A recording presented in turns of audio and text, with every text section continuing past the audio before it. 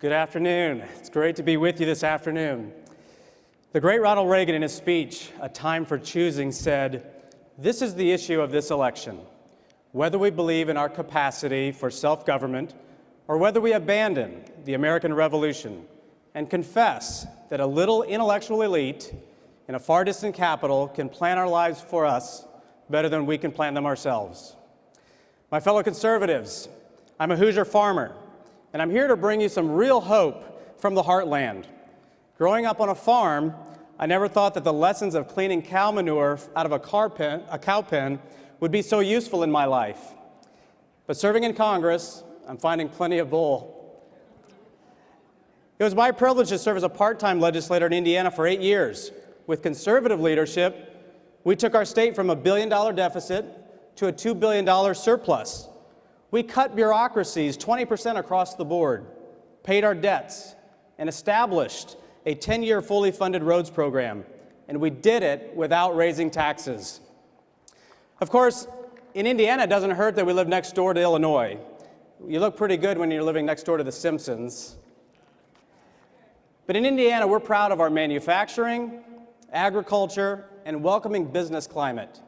But the two things that we love to brag about is basketball and racing.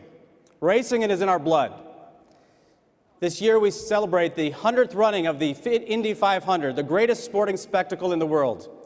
Hearing those high-powered cars fly by at the Brickyard and feeling the power of the engines shake the ground under your feet, it's incredible. It's just so American. For too long now, the power of America has been shackled, and our economic engine, which should be racing like an Indy 500 car, has been weighed down by higher taxes, ridiculous regulations, and a bunch of bureaucrats who act like overzealous track officials walking up and down the racetrack with their little clipboards, telling the best drivers in the world why their engines are bad. The wind is at our backs, but President Obama does not know how to drive, and he keeps pushing the brakes. The hardworking American taxpayers are the power of our economic engine, but we can't do our job if the fuel line is clogged, if the air filter is full of dirt, and bureaucrats keep waving us into the pits. It's time to cut the federal government back down to the original piece of parchment it was written on. Let's follow the Constitution. Obama's massive regulations, constant threats to our security, Obamacare, Dodd-Frank, IRS targeting, the treasonous Iran deal, all bad news for our race car. You know, we're supposed to have a government of the people, by the people, and for the people. But right now, we have a government above the people, without the people, and against the people. For proof of that, look no further than the acronyms EPA, DOE, and IRS. Think about it. EPA is above the people, DOE without the people, and IRS against the people.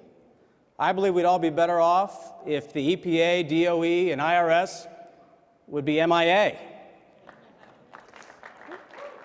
The biggest drag on our economy is our massive $19 trillion worth of debt. Proverbs 22:7 says, "The borrower becomes servant to the lender."